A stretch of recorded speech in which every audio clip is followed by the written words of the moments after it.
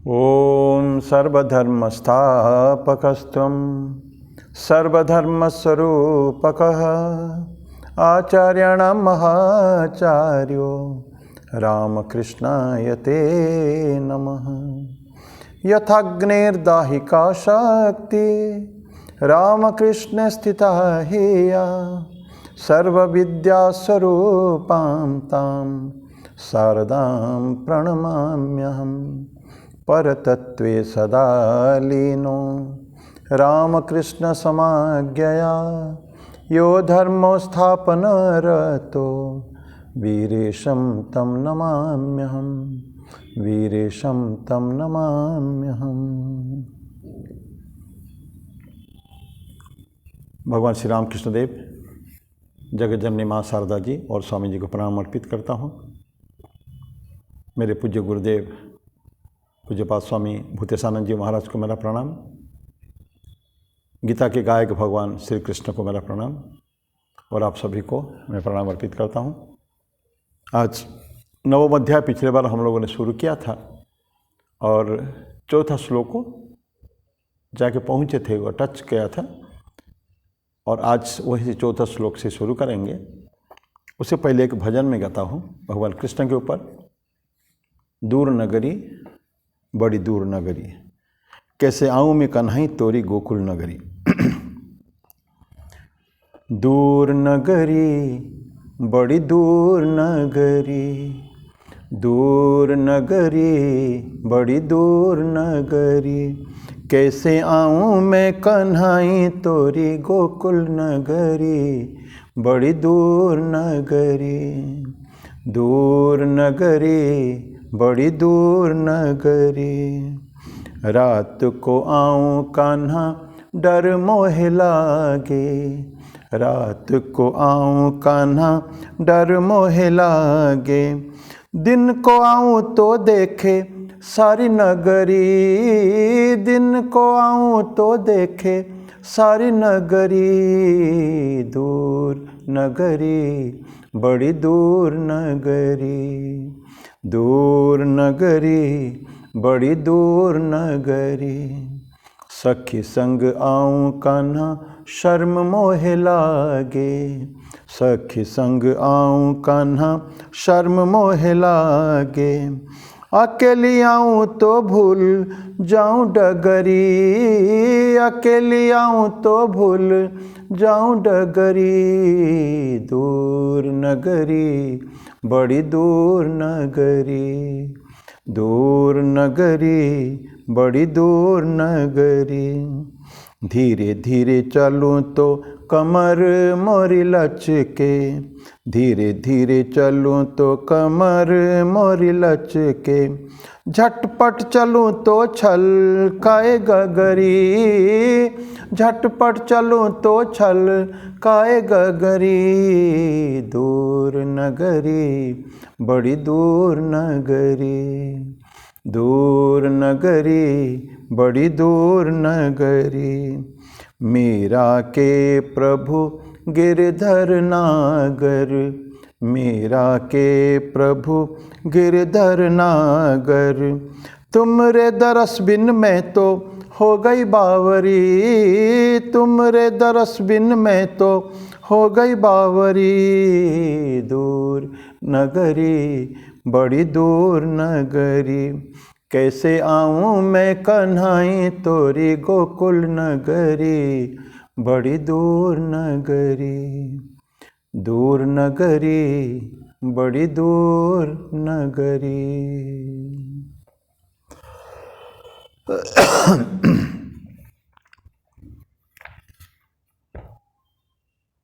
मीरा का भजन था ये।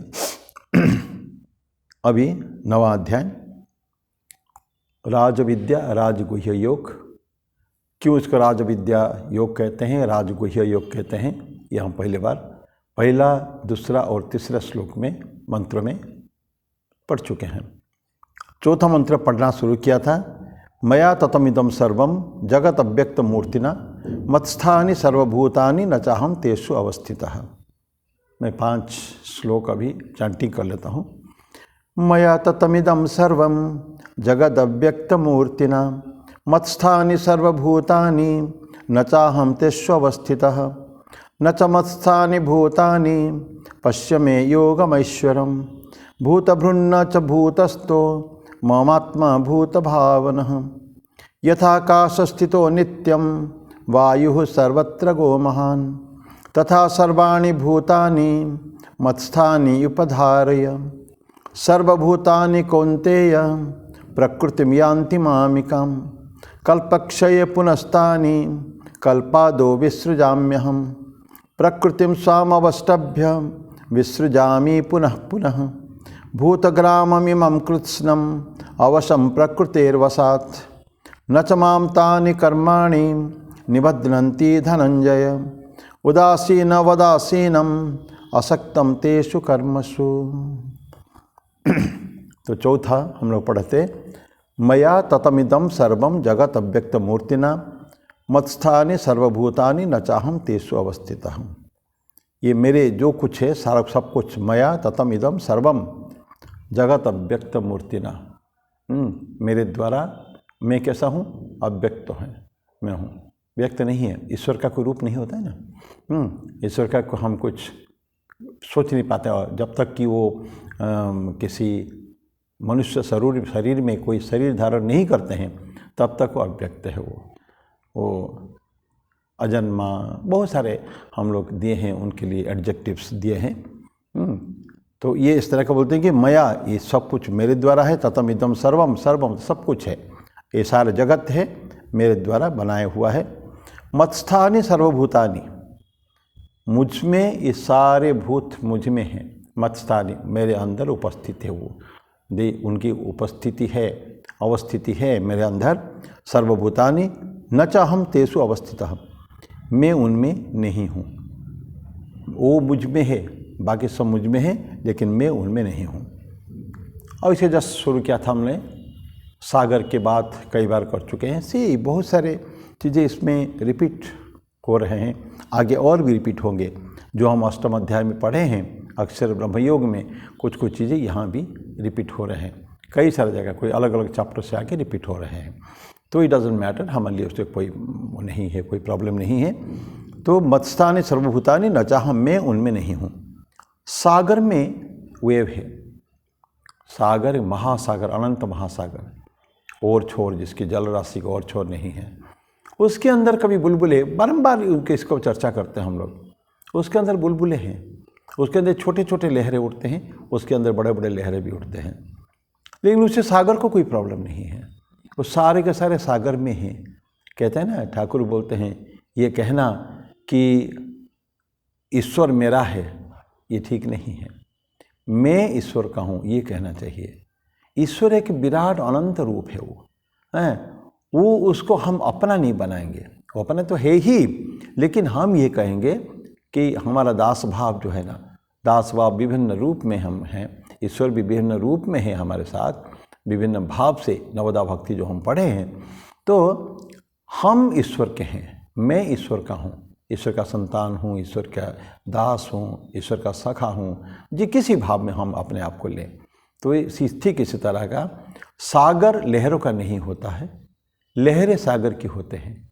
बुलबुला सागर के होता है, छोटे लहरें बड़े लहरें ये सागर के होते हैं, सागर उनमें नहीं होता। ठीक जिस तरह का, तो उसी तरह का ये ब्रह्म जो है, ब्रह्म में ये कैपेसिटी है अपने से, अपनी स्टेट से, अपना जो अनमैनिफेस्ट स्टेट है, अव्यक्त रूप है, उसमें बहुत व्यक्त रूप, करोड़ों अरबों अननंबर्ड इन्फिनिट नंबर्स ऑफ जीवस वो अपने से निकाल सकता है। पूरी प्रकृति उनका खेल है, उसे निकाल सकते हैं।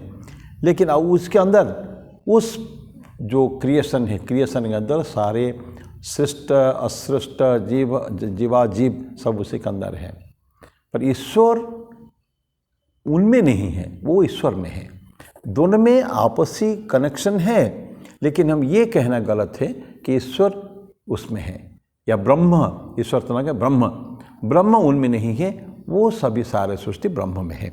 तो मत्स्थानि सर्वभूतानि बोलते हैं, न चाहम तेषु अवस्थितम्, मैं उनमें नहीं हूँ। ठीक जिस तरह का सागर का नहीं है, तो ब्रह्मन भी सही है। तो उसके वो इन्फिनिट है ना, अब बाकी फाइनाइट है। तो फाइनाइट चीज़ नहीं कह सकता कि इन्फिनिट मेरे अंदर है। या जो शांत है, शांत नहीं शांत, स अंत, जिसका अंत है, जो छोटा सा अंश, एक छोटा सा इन्फिनिटेसिमल स्मॉल फ्रैक्शन, ये छोटा सा अंश है पूरा ब्रह्म का, उसका अंश में क्या नहीं कहा जा सकता कितने भाग है वो, लेकिन वो ईश्वर के ब्रह्म के अंदर है। ब्रह्म इज इन्फिनिट, और उनका जो जीव जो है, जो क्रिएशन, जो व्यक्त है, जो व्यक्त मैनिफेस्टेड जो है फॉर्म, वो अनमैनिफेस्ट का एक पार्ट है, उसी से निकला है और एक छोटा सा अंश है। तो ये फाइनाइट है, वो इन्फिनिट है। तो ये था आपका चौथा श्लोक। पांचवा, न च मत्स्थानि भूतानि पश्य में योगमैश्वरम, और मेरे में भी वो नहीं है। न च, पहले बोलते हैं कि मत्स्थानि सर्वभूतानि, पर फिर बोलते हैं न च मत्स्थानि भूतानि, वो जो मेरे में भी नहीं है उसको खंडित करते हैं। जो पहले बोला था वो मेरे भूतानि, ये भूत जो है, जीव जो है, वो न च मत्स्थानि, मुझ में नहीं है। क्यों? पश्य में योगम ऐश्वरम, मेरा योग तो देखो, ऐश्वर्य, योग का ऐश्वर्य देखो। माने योग का जो इन्फिनिट जो हो सकता है, हम लोग सोच सकते हैं योग के बारे में, वो भगवान बोलते हैं कि पश्य, देखो तुम अर्जुन, मेरा देखो। पश्य में, मैं मतलब मेरा, योगम ऐश्वरम, भूत भृन्न च भूतस्तो ममात्मा भूत भावना। तो भूत माने भूतों को मैंने जन्म दिया है। ममात्मा भूत भावना, मेरे आत्मा है सारे, हमारे आत्मा के अंदर सब कुछ वही प्रतिष्ठित है। पहले बोल दिया है। हम मिरर देखे हैं, आईना लगा हुआ है, करोड़ों लोग आ सकते हैं, आईने में अपना अपना चेहरा देखेंगे और चले जाएंगे। आईना में कोई परिवर्तन होता है? नहीं होता है। आईना रखा हुआ है, उसका रिफ्लेक्शन का प्रतिफलन जो है केवल, जो व्यक्ति जाते हैं, व्यक्ति कोई भी उसके सामने आए, उसको ठीक उसी तरह का दिखाएगा आईना है। लेकिन ये सारे चीज़ के बातों के अंदर आईना लेकिन इफेक्टेड नहीं, प्रभावित नहीं होता है कभी भी। आईना में कोई परिवर्तन नहीं होता। ये जो उनके सामने जो आते हैं, जो जीव, जिनका रिफ्लेक्शन आईने में पड़ता है, जब हट जाते हैं फिर कोई आ जाता है तो रिफ्लेक्शन किसी और का हो जाता है। तो इट कीप्स ऑन चेंजिंग। जो आईना रखा हुआ है उसके अंदर जितने भी आएंगे, कितना भी सारे पृथ्वी दुनिया के जीव अगर आ जाएं तो सबका अलग अलग दिखेगा। तो लेकिन इस सारे वस्तु मिलके आईना का कोई परिवर्तन, आईना को प्रभावित, मिरर को, दर्पण को प्रभावित नहीं कर सकते हैं। तो ये ब्राह्मण का ठीक इसी तरह का है। ब्राह्मण का जो है उसका दिव्य शक्ति है, योग पावर, योग शक्ति है, दिव्य योग शक्ति है। वो क्या करेगा? दैट यूनिवर्स, सारे जो सृष्टि जो है, यूनिवर्स के बारे में जो कॉन्सेप्ट हमारा है, जो कुछ प्रपंच, जड़ प्रपंच है, चैतन्य जड़ प्रपंच है, सब यूनिवर्स के अंदर आता है। सृष्टि, ये जो सारा संसार जो है, ये बहुत बड़ा हम लोग कल्पना नहीं कर सकते हैं। इस पृथ्वी को देख के, ये छोटा सा एक माइन्यूट मिनिस्क्यूल ये पृथ्वी है, इसको सोचकर हम नहीं कह सकते हैं कि यूनिवर्स एक्चुअली है क्या, कितना विशाल है, कोई गिनती नहीं है ना। कई बार हम लोगों ने एक बार पढ़ा था, तो एक साइंटिस्ट का जो कथन कि हम एक छोटे से प्लैनेट में वास करते हैं, छोटा सा, we live in a minor planet, और ये प्लैनेट जो हमारा अर्थ जिसको कहते हैं हम लोग, पृथ्वी, ये सौरमंडल का एक छोटा सा अंश है, वेरी स्मॉल फ्रैक्शन। सौरमंडल बहुत बड़ा है। सौरमंडल में इतने सारे ग्रह है, उपग्रह है, बहुत सारे हैं। सो इस पूरा सोलर सिस्टम का हम एक बहुत ही माइन्यूट अंश है। और ये सोलर सिस्टम जो है, ये किसका अंश है?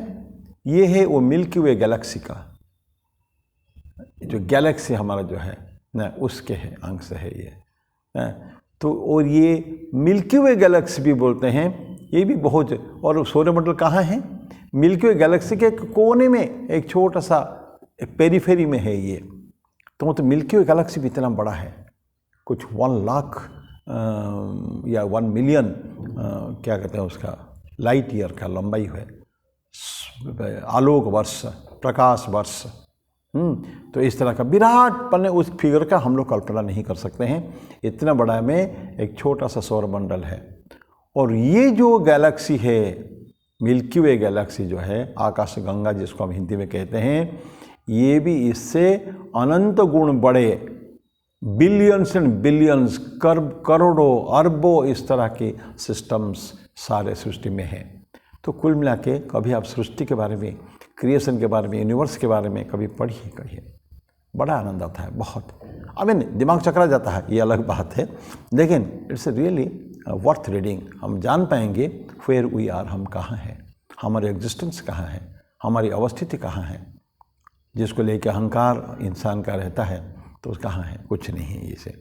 तो ये बोलता है कि तो ब्रह्म का ये शक्ति है, ये यूनिवर्स को और जितना बीइंग्स, जो भी जीव इसके अंदर है, सबको अपने में से ये सृष्टि करते हैं, ब्रह्म करता है उसको। और ये सब करने का कारण क्या है, उसके ग्रैंड्योर है, एक महानता, बहुत विराट काम है, ये छोटा मोटा काम नहीं है। ये जो क्रिएशन, प्रिजर्वेशन एंड डिस्ट्रक्शन, सृष्टि, स्थिति और प्रलय, ये जो क्रियाएं चल रही है, अनंत काल से चली आ रही है, तो उसका एक महानता है, एक यूनिफॉर्म, समान, हर जगह समस्थिति, कभी परिवर्तन उसके नहीं होता, कभी ऐसा हो गया, कभी दूसरे टाइप का हो गया है, तो उसमें नहीं, जैसे चलती आ रही है अनंत काल से वैसे ही चल रहा है। एक प्रोसेस, इटर्नल, शाश्वत एक प्रोसेस है वो, और एक प्रिसिशन है, माइन्यूट, एग्जैक्टली, कहीं गलती नहीं हो सकती। हम प्रिसिशन कहते हैं ना, इतनी फाइनली काम करना है, कहीं विच्युति उसमें नहीं हो सकती है, इधर से उधर नहीं हो सकता है। जो नियम है उस नियम के अनुसार ही चलते हैं। और सच कहें तो हम ही इंसान ही एकमात्र सृष्टि के एक जीव है जो अनुशासन से नहीं चलते हैं। बाकी सूर्य, चंद्र, नक्षत्र से लेकर जंतु जानवर से लेकर ये पेड़ पौधे से लेकर सारे सूर्य चंद्र सब अपने समय पर निकलती है, समय पर अस्त होते हैं, समय पर अपनी क्रियाएं होती है। इंसान ही एकमात्र बस जो है जीव क्रिएशन में, इस पूरी सृष्टि में, जो डिसिप्लिन को नहीं मानता है, विविधता उसमें है उसमें। तो ये एक यूनिफॉर्मिटी, प्रिसिशन है, एक प्लान है, योजना, और एक पर्पस, लक्ष्य है। तो ग्रैंड्योर कहिए, उसका यूनिफॉर्मिटी कहिए, एक प्रिसिशन कहिए, एक प्लान कहिए, एक पर्पस कहिए, ये सृष्टि के पीछे ये सारे जो प्रोसेस चालू है, इसका कुछ नियम कानून है, उपाय किसके लिए हुआ है, क्या कारण है। तो ये ब्रह्म नोज इट, ठीक है। तो इसी हिसाब से यूनिवर्स बनता है। बट इस सारे क्रियाओं के बाद भी इतनी ज़्यादा सृष्टि होती है, लेकिन ब्रह्म निर्विकार है, कभी भी ब्रह्म में कोई परिवर्तन नहीं है। ये कोई वस्तु ब्रह्म में कोई परिवर्तन नहीं कर सकते हैं, कभी करते नहीं हैं। ये सारे जो खेल क्रीड़ाएँ ब्रह्म का जो चल रही है, उसके बीच चले कि ब्रह्म अनअटैच्ड, अनासक्त है, आसक्त नहीं, कुछ कहीं से जोड़ना नहीं है। जैसे सागर, जैसे पहले बोला है, सागर जैसा अनासक्त है, सागर कोई फर्क नहीं पड़ता, कितने बड़े बड़े लहरें आ जाए, पर्वत का आ जाए विशाल, लेकिन आपको जानता है, सागर को पता है कि ये थोड़ी देर के बाद, कुछ क्षण के बाद पुनः मुझ में फिर विलीन हो जाने वाला है, उसका कोई इंडिपेंडेंट एग्जिस्टेंस नहीं है। तो ये भावनाएं हमारे मन में आना चाहिए। तो ये पर्पस, उसका जो प्लान एंड पर्पस जो है, अभी हम एक पुराने आपको ले चलता हूँ मैं, 7वां अध्याय में 12वां श्लोक, ये चैव सात्विक भाव राजसस्तामसश्चये मत्त एवेति तान विद्धि न तो हम तेषु ते मयि। ये बोलते हैं कि जो सात्विक भाव है, पढ़ चुके हैं हम लोग, जो राजसिक भाव है, जो तामसिक भाव है, मत्त मुझसे है, एव इति तान विद्धि, तुम जानो, ये सो क्या जानो कि ये सब मुझ में आए हैं। सत्वगुण भी मुझ में, मुझसे, रजोगुण भी मुझसे, तमोगुण में मुझसे। मत्त एवेति तान विद्धि न तो हम तेषु ते मयि। सेम चीज़ अभी जो हम 9वां अध्याय पढ़ रहे हैं, न तो हम तेषु, मैं उनमें नहीं हूँ, ते मयि, वो मुझ में है। ठीक वही बात यहाँ भी कर रहे हैं कि सागर जैसे, सागर शोर से, वहीं से शुरू होती है सब कुछ। तो सागर लहर में नहीं है, लहर सागर में है। सारे जीव जितने क्रिएशन सृष्टि ये ब्रह्म में है, ब्रह्म उनमें नहीं है। तो भगवान कृष्ण ठीक यही हमको कहना चाहते हैं। तो ये हमने पढ़ा है कि न च मत्स्थानि भूतानि पश्चिम योगमैश्वरम भूतभृन्न च भूतस्थ ममात्मा भूत भावनः। ये सब मुझ में है और मैं उनमें नहीं हूँ। So this was the explanation for 5th verse. 6, यथाकाश स्थितो नित्यम वायु सर्वत्र महान तथा सर्वाणि भूतानि मत्स्थानि त्युपधारय। यथा आकाश स्थितो नित्यम वायु सर्वत्र महान है कि आकाश में जैसे आकाश के अंदर स्थित है। पहले भी एक बार हम लोगों ने शायद पढ़ा है, जो ये भूमि रापो नल वायु खंग मनो खंग भूमि, ये पृथ्वी, आप जल, अनल आग, वायु और आकाश, ये जो खंग तो ये हम पहले पढ़ चुके हैं। तो ये जो 5 में से आकाश सबसे महान है। तो बाकी जो 4 तत्व है, ये 4 तत्व आकाश में ही अवस्थित है। तो ये बताया यथा आकाश स्थितो नित्यम, हमेशा के लिए वो रहते हैं। वायु खाली लिया, वायु जल ये सभी उसमें हैं। सर्वत्र को महान, वो खूब ही महान है। वायु जो है वो भी महान है, अग्नि भी महान तत्व है। सर्व तत्व 5 तत्व के पंचत ये तो तत्व की तो ये पूरा सृष्टि है ये। तो वायु सर्वत्र को महान, सब जहाँ देखोगे वायु उपस्थित है। जहाँ देखो अग्नि तत्व हर जगह है, जल तत्व हर जगह है, भूमि तत्व भी हर जगह है। लेकिन वो सब सारे तत्व जो है ये आकाश के अंदर है। तथा सर्वाणि भूतानि मत्स्थानि इति उपधारय। इसी तरह का सारे जीव जो है मत्स्थानि इति उपधारय, मुझ में है। उसे ही बारंबार बोलते मत्स्थानि इति उपधारय। तुम जानो, इस तरह की बात को तुम जानो। तो आकाश में हम जैसे पढ़ते थे कि 4 एलिमेंट जो है भूमि, आप, अनल और वायु, ये किस में है? खंग में है। खंग मतलब आकाश है, उसमें है। लेकिन आकाश उससे अटैच नहीं है। आकाश सभी को धारण करता है विदाउट एनी ट्रबल, कोई प्रॉब्लम नहीं है। लेकिन आकाश उससे अफेक्टेड नहीं होता, प्रभावित नहीं होता कभी भी। ये जो चीज़ें, ये जो 4 जो एलिमेंट्स है, ये आकाश में कोई परिवर्तन नहीं कर पाते हैं। तो ठीक उसी तरह का है, ब्रह्मन से सारे सृष्टि हुए हैं, लेकिन उनमें कोई म्यूटेशन, कोई मॉडिफिकेशन, कोई विकार इसमें आकाश में नहीं, ये अपने ब्रह्म में नहीं होता। जैसे आकाश में कोई परिवर्तन नहीं होता, आकाश जैसे वैसे ही रहेगा। सारे आकाश के अंदर रहने के बाद भी हम छोटी सी बातें अंदर अगर जाता है, कोई चीज़ें एक्चुअल मेडिसिन हो या कोई फूड हो, या अंदर जाके खलबली बचाते हैं जाके। या कोई मछली, वो बहुत बड़ा छोटा सा तालाब है, अगर बहुत बड़ा मछली आ जाए तो बहुत खलबली बचाते हैं, चारों तरफ ये छोटे आधार पर। लेकिन पता है ये आकाश, चारों बड़े बड़े तत्व आकाश में रहने के बाद भी उसमें कोई फर्क आकाश में नहीं होता है, कभी भी कोई परिवर्तन नहीं होता है। ठीक इस तरह का ब्रह्मन में भी है। ब्रह्मन में कोई मॉडिफिकेशन, कोई म्यूटेशन कहते हैं ना, चेंजेस, कोई विकार, क्यों निर्विकार है ब्रह्मन। ब्रह्म निर्विकार निराकार है, आकार नहीं कुछ। आकार किसके होते हैं? जीवों के होते हैं, जो मैनिफेस्टेड, जो व्यक्त है, क्योंकि एक रूप लिया है। वही ब्रह्म जब अवतार तो लेता है, अवतार हो के राम या कृष्ण, राम कृष्ण, ईसा मसीह अवतार के रूप में आते हैं, तो एक रूप धारण करता है।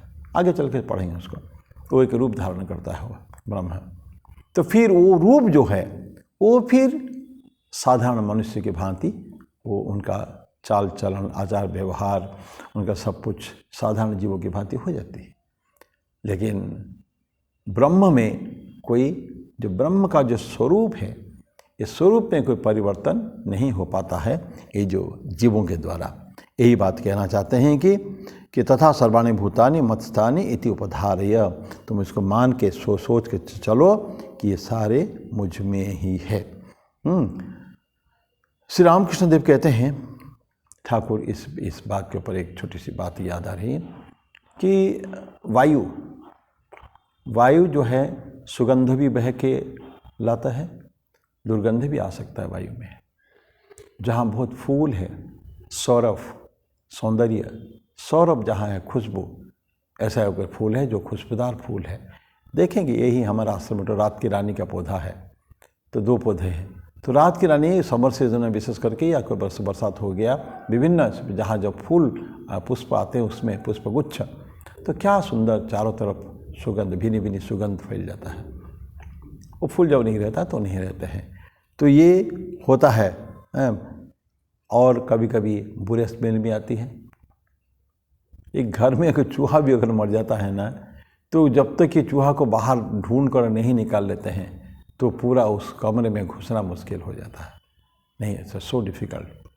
लेकिन यही वायु जो है, एयर तत्व, वायु तत्व, उसने अच्छे सुगंध को भी लिया और दुर्गंध को भी लिया, कहाँ ट्रांसमिट कर देता है, बह के ले जाता है। तो इस सारे के बीच में उसमें कोई फर्क नहीं होता। वायु इफेक्टेड नहीं होता उससे। वायु कभी प्रदूषित नहीं होता है।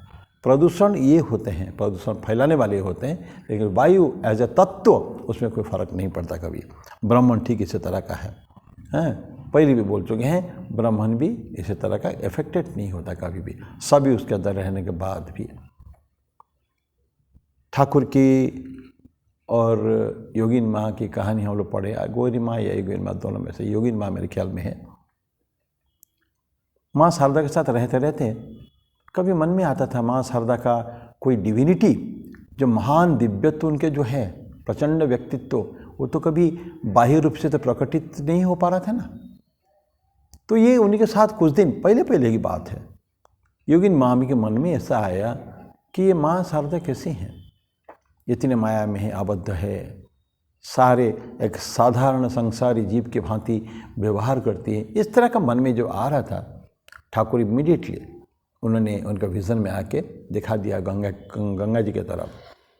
एक चिथड़े में लपटे हुए, कपड़े में लपटे हुए एक छोटा शिशु का निर्जीव शरीर बहता चला जा रहा है।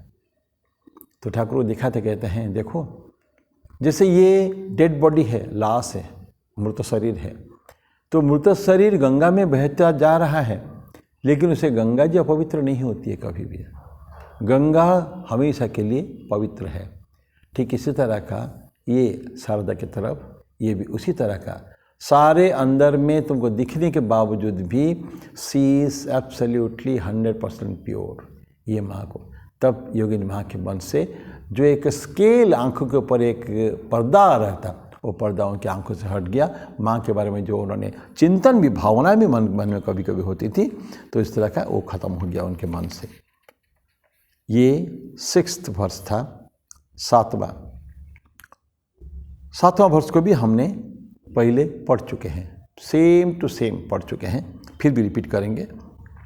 सर्वभूतानि कौन्तेय प्रकृतिम यान्ति मामिकाम कल्पक्षये पुनस्तानि कल्पादो विसृजामि अहम। सर्वभूतानि कौन्ते, सारे भूत, सर्वभूतानि कौन्ते है, कौन्तेय अर्जुन, प्रकृतिम यान्ति मामिकाम, मेरे प्रकृति को आ जाते हैं, सही ना, they come to me, attracted towards me, मेरे तरफ आकर्षित होकर चले आते हैं, प्रकृति में आते, मेरे को आ जाते हैं।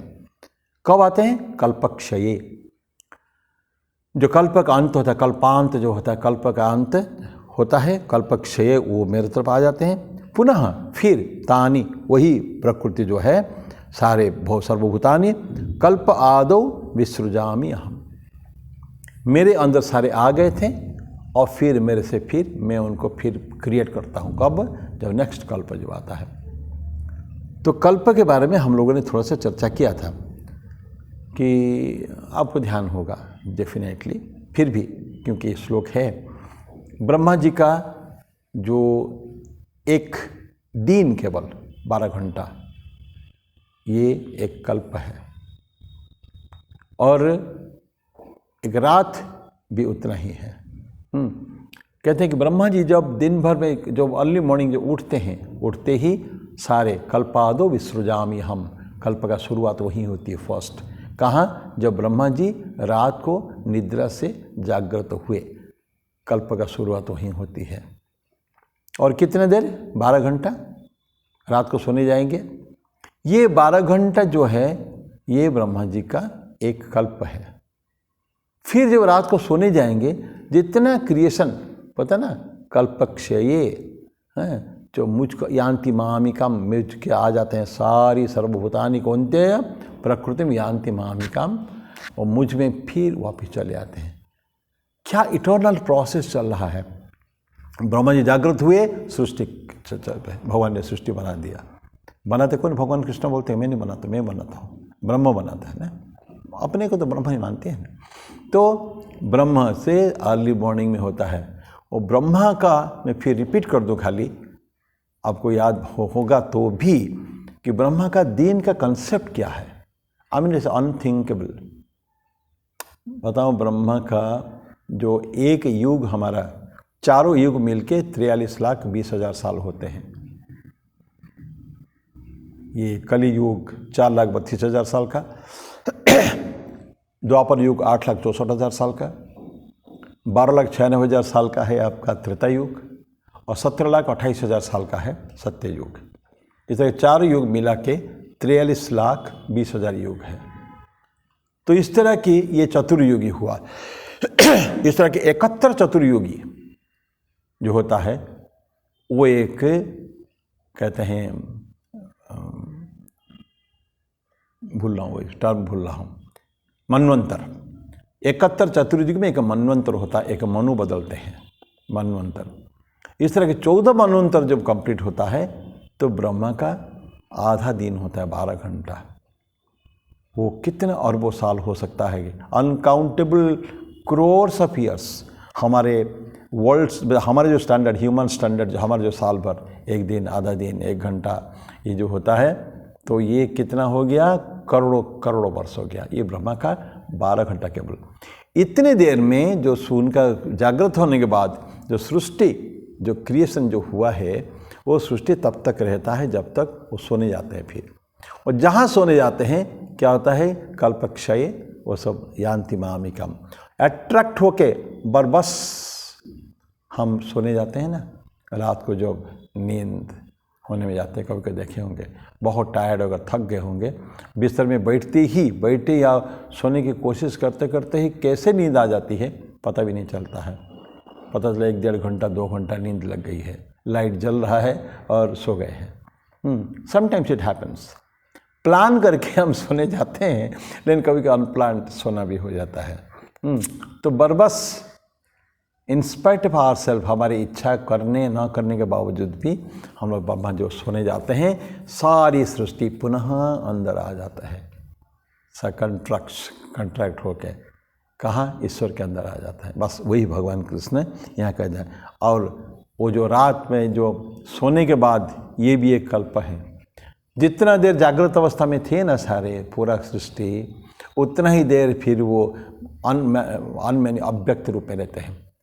दिन में, ब्रह्मा के दिन में व्यक्त रूप दिख रहे हैं, जीव चैतन्य, जड़ चैतन्य, जो भी कुछ है सब दिख रहे हैं। ये करोड़ों वर्ष, उतना ही समय 12 घंटा ब्रह्मा सोने जाते हैं, तो उतना देर में वो अनमैनिफेस्ट अव्यक्त रूप में रहते हैं। तो वही भगवान कृष्ण कहते हैं, सर्वभूतानि कौन्तेय प्रकृतिम यान्ति मामिकाम कल्पक्षये। कब जाती है? कल्पक्षय। पुनस्ताने कल्पादो विसृजामि अहम। ये फिर उनको मैं कल्प की शुरुआत में विसृजामि, पुनः सृष्टि करता हूँ अहम। तो ये 7वां श्लोक। 8वां, प्रकृतिम स्वाम अवष्टभ्य विसृजामि पुनः पुनः भूतग्राम इमं कृत्स्नम अवसम प्रकृतेर्वशात्। अभी बोला है प्रकृतिम स्वाम अवष्टभ्य, उसको एनिमेट करके, अवष्टभ होता है एनिमेट करके, उसको जागृत करके, एक पावर उसके अंदर देखो, उसके एनिमेशन कहते हैं कि बोलते प्रकृतिम स्वाम, मेरे अपने प्रकृति को एनिमेट करता हूँ मैं, जो अभी तक सोया हुआ रहता है उसको एनिमेट करके, शक्ति उसको देख भर के, अवष्टभ्य विसृजामि पुनः पुनः, मैं जो सृजन करता हूँ, जो क्रिएशन करता हूँ, ये कैसे होता है कि जो अभी तक सोया जैसे रहता था उसको मैं एक्टिवेटेड, विसृजामि पुनः पुनः भूतग्राम इमं कृत्स्नम। कृत्स्नम तो सभी सारे भूतग्राम, जितने जगत सृष्टि प्रपंच जो देख रहे हो इमं कृष्णम अवश्यम प्रकृतिर्वसात, प्रकृति से अवश्य में, अभी अवश्य का बात बताए ना कि इन हमारे सोचने के बावजूद भी, कोशिशों के बावजूद भी ये जब चला जाएगा, अंदर चला जाएगा, हम लोग अपने आप को चेक नहीं कर सकते हैं। फिर जो क्रिएशन होगा हमारा कोई हाथ नहीं है, करने वाला कोई और है। कौन? भगवान कृष्ण बोलते हैं कि मैं विसृजामि पुनः पुनः, बारंबार बारंबार। ये युग, ये सत्य युग, त्रेता युग, द्वापर युग एक बार नहीं हुआ है, ये अनंत बार हो चुके हैं और अनंत बार होंगे। क्या है? 71 चतुर्युग बोला ना, 71 4 युग हम कल्पना नहीं कर सकते हैं। उस 71 चतुर्युग में एक मनवंतर, 14 मनवंतर में एक कल्प। This is the state of affairs. तो हम क्या उसको कल्पना करेंगे? 1 वर्ष, 50 वर्ष, हमारा जीवन कितना? 70 वर्ष, 80 वर्ष, 90, 100, बस इससे ज़्यादा। तो एवरेज तो हमारा 70-71 का कुछ भारत में चल रहा है। यही तो, this much we can think, not beyond that. उसके आगे तो नहीं सोच सकते हम लोग ना। तो प्रकृति में स्वयं अवस्टभ्य, लेकिन मैं मेरी प्रकृति को एक्टिवेट करके मैं बारंबार सृजन करता हूँ। और सारी जो सृष्टि तो देख रहे हो, भूतग्राम मीमां कृत्स्नम अवश्यम, अवश्य के प्रकृति किसके अवश्य? तो प्रकृति है बसात। ये किसके कंट्रोल में रहते हैं? प्रकृति के कंट्रोल में। तो क्रिएटर कौन हो गया? प्रकृति। अब थोड़ा सा ये जो एनिमेशन, हम एनिमेटेड फिल्म देखते हैं ना, एनिमेटेड पिक्चर्स, कुछ नहीं, एक चित्र है, उसको शक्ति दे दिया जाता है, अंदर भर देते हैं, नाउ इट स्टार्ट्स डांसिंग, है कुछ नहीं। जो वो पपेट शो होते हैं, पपेट शो बेचे तो पुतली का डांस, पुतली का कुछ नहीं, निर्जीव वस्तु है लेकिन धागे में बांध कर कंट्रोल उसके हाथ में है, चलाने वाला को पुतली का वो खेल के पपेट शो को चलाने वाला उसके हाथ में है। How he moves that thread, और उस थ्रेड के आधार पर वो सारे घूमते हैं। तो ईश्वर ठीक यही कर रहा है। तो सारे बताएं कि ऊपर वाले का हाथ में ये सारे जो पुतली के हाथ रस्सी बंधा हुआ है। तो ये, लेकिन हम क्या सोचते, मैं कर रहा हूँ? नो, हुए माए हुए वो आर यू। हम लोग कुछ नहीं कर रहे हैं, सब कुछ वही खिला रहे हैं। It is his creation, it is his preservation, it is his destruction. तो बनाने वाला भी वही है, चलाने वाला भी हमको ही है, और मारने वाला भी वही है। तो इस चीज़ को हमको भूले ना कभी भी। तो अच्छा, अभी एनिमेशन की बात है। तो एनिमेशन प्रकृति को, भगवान प्रकृति को मैनिफेस्ट करके मैनिफेस्ट करते हैं उसको। तो ये क्या होता है, जैसे सुबह उठते हैं ना, कुछ उदाहरण, 2-3 उदाहरण लेते हैं। सुबह प्रत्येक के साथ होता है, सुबह उठते हैं ना, थोड़ा सा आलस्य रहता है, तो हम थोड़ा सा हाथ पैर को स्ट्रेच करते हैं, थोड़ा सा जमाही, थोड़ा 1-2 जमाही भी आती है उठने के बाद। तो अपने को थोड़ा सा जो स्ट्रेच करते हैं, तो देखेंगे धीरे धीरे स्लोली मसल्स जो है it gets activated. That is called animation. वही तो एनिमेशन है। फील्ड को हम करेंगे। और एनिमेशन में क्या होता है, जो अभी आलस्य का जो हमारा बोध था, लेजीनेस, लेथर्जिक हमको फील हो रहा था, अब नहीं होगा। थोड़ी देर आप स्ट्रेच आउट कर लीजिए अपने आप को। तो एक्सरसाइज करते हैं ना, पहले जैसे योगा वगैरह करते हैं एक्सरसाइज, उससे पहले तो स्ट्रेच आउट कर लेते हैं, थोड़ा हाथ पैर को खोल के, थोड़ा सा body should be fit enough, वो रिलैक्सेशन मोड में आ जाए, तो एक्टिव मोड में आ जाए, रिलैक्सेशन मोड से एक्टिव मोड में आ जाए। तो ये हो गया आपका एनिमेशन। हम अपने अंदर एनिमेशन करते हैं। फील्ड में हम जाते हैं, ये घोड़ा देखे हैं, घोड़ा चाबुक घोड़ा गाड़ी चलता है ना, एक स्टिक रहता है घोड़ा गाड़ी को चलाने वाला। घोड़ा जहाँ थोड़ा लेजीनेस आया तो उसके कोचवान क्या करता है, उसको संभालता है। या हाथी है, हाथी के ऊपर अंकुश रहता है, उसका सर पे मारता है। अगर हाथी अगर लेजीनेस आ जाते हैं, इस तरह के बहुत सारे उदाहरण ऐसा है कि पशु को भी हुआ, इंसान को भी, मनुष्य, पशु, स्टूडेंट को क्या था, स्टूडेंट अगर थोड़ा लेजी हो जाता है, थोड़ा सा स्टिक चाहिए उसको, शेकिंग हिम। हम देखे होंगे ना, बच्चा पढ़ता है घर में, तो परीक्षा के समय में आ रहा होगा, तो थोड़ा सा जहाँ सोने का कोशिश करता है वो, माने थोड़ा नींद आ गई, ऊँगी आती है उसको, थोड़ा लेजीनेस फील होता है ना, थोड़ा थोड़ा झपकी आती है, तो माँ आके उसको उठा देती है, बेटा उठ जाओ, पढ़ना, कल परीक्षा है ना तुम्हारा, तुम्हारी परीक्षा है, पढ़ो पढ़ो पढ़ो। नहीं तो बहुत अगर हुआ तो चाय कप पिला देती है, कोई जाओ थोड़ा घूम के आ जाओ, मुंह धो लो, इत्यादि इत्यादि। दैट इज़ एनिमेशन, यही एनिमेशन है। जो लेज़ी थिंग को जो धीरे धीरे अवश्य होता जा रहा है उसको पुनः एक्टिवेट करने का, दैट इज़, अब भगवान कृष्ण यही बोलते हैं, प्रकृतिम स्वाम अवष्टभ्य।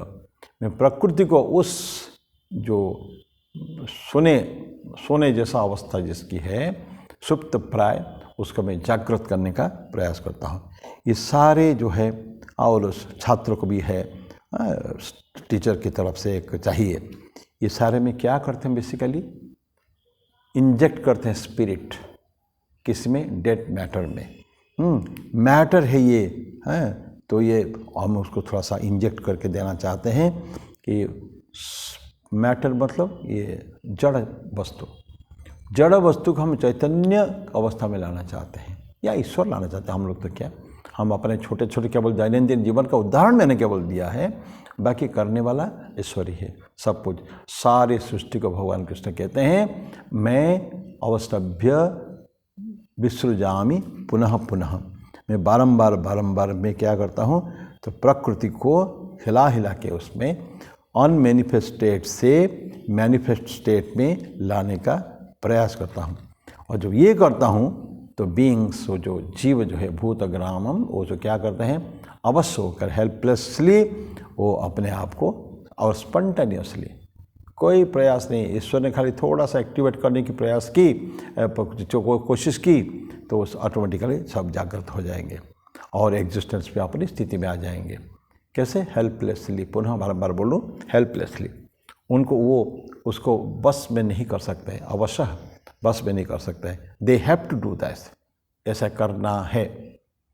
तो ये आपका वर्ष नंबर 8वां था। तो प्रश्न उठता है कि ये जो आत्मन, जो एक्शनलेस कहते हैं, कोई कर्म नहीं करता है, निर्विकार है, और कोई कर्म करने का नहीं है, प्रकृति से सारे कर्म कराते हैं, तो क्या कभी कभी एक्टिव हो जाते हैं क्या? कभी कभी कुछ समय के लिए एक्टिव हो जाते हैं, और नहीं एक्टिव नहीं। तो अब अगला जो आता है तो उसका क्लैरिफिकेशन क्या है, 9वां श्लोक पढ़ते हैं। यही श्लोक की कभी आगे चल खत्म करेंगे।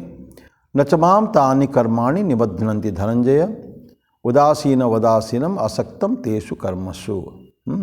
नचमाम तानि कर्माणि, ये जो काम है मुझको बंधन में नहीं डालते हैं। कर्म का एक बंधन होता है, हम लोग जो कर्म करेंगे, बिकॉज वी आर क्रिएशंस, हम सृष्टि है, सृष्टा नहीं है। कर्म सृष्टि को बांधता है, कर्म का फल शुभ अशुभ कैसे भी हो, कर्म का फल हमारे पर पड़ता है, लेकिन सृष्टा के ऊपर नहीं पड़ता है, सृष्टा के ऊपर कोई उसका फर्क नहीं पड़ता है। ठाकुर बोलते हैं ना कि सर्प, वेनमस, बहुत जहरीला सांप जो है, वो काट देगा तो क्विकली इंसान किसी का भी डेथ हो सकता है, लेकिन सांप के अंदर विष है, जिस विष से सांप दूसरों को मारता है वो विष तो उसी के अंदर ही है, लेकिन सांप कभी मरेगा ही नहीं उससे, क्योंकि it creates out of itself. अपने अंदर एक थली, उसका एक ग्लैंड होता है जिससे भी कि जहर होता है, और उस ग्लैंड को एक दांत के थ्रू आता है, तो उस दूसरों को काटेगा, दूसरे की मृत्यु हो जाए किसी जहर से, अपने में नहीं होता। ईश्वर का ठीक वैसे ही है, तो सब कुछ करा रहे हैं, लेकिन बोलते हैं कि नचमाम तानि कर्माणि निबध्नन्ति धनंजय। है धनंजय, अर्जुन, ये सारे जो कर्म है जितने बात में बताया, ये क्रिएशन, प्रिजर्वेशन, डिस्ट्रक्शन, सृष्टि, स्थिति, प्रलय, ये कर्ममय जीवन है। एक क्षण भी मैं बिना कर्म के नहीं रह सकता, भगवान कृष्ण कहते हैं। 3 अध्याय में भगवान कृष्ण बोले हैं, नहीं कश्चित क्षणमपि जातु तिष्ठति अकर्मकृत कार्यते ह्यवश्य कर्म सर्व प्रकृति जैर गुण ही। तुम एक क्षण भी तुम बिना कर्म के नहीं रह सकते हो, क्योंकि तुम्हारी प्रकृति, तुम्हारा नेचर जो है, ये तुमसे ज़बरदस्ती काम कराएगी। You have to work, you cannot sit idle, we are created to work.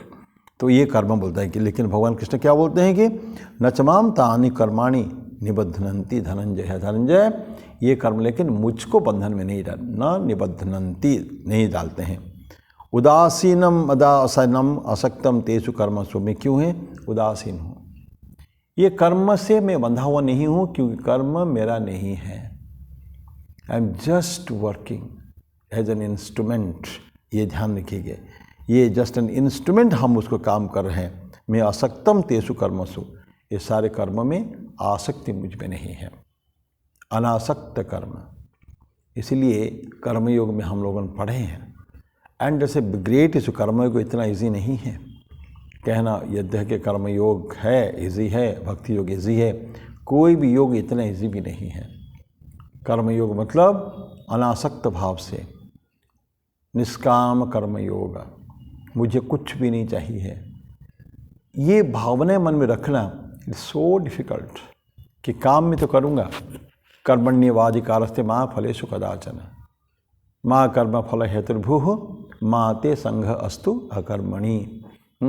ये भावनाएं हैं, बोलना बड़ा इजी है कि कर्म में हम अधिकार है और फल में नहीं है, निष्काम कर्म करूँगा, कर्म करके सबको समर्पित कर दूँगा।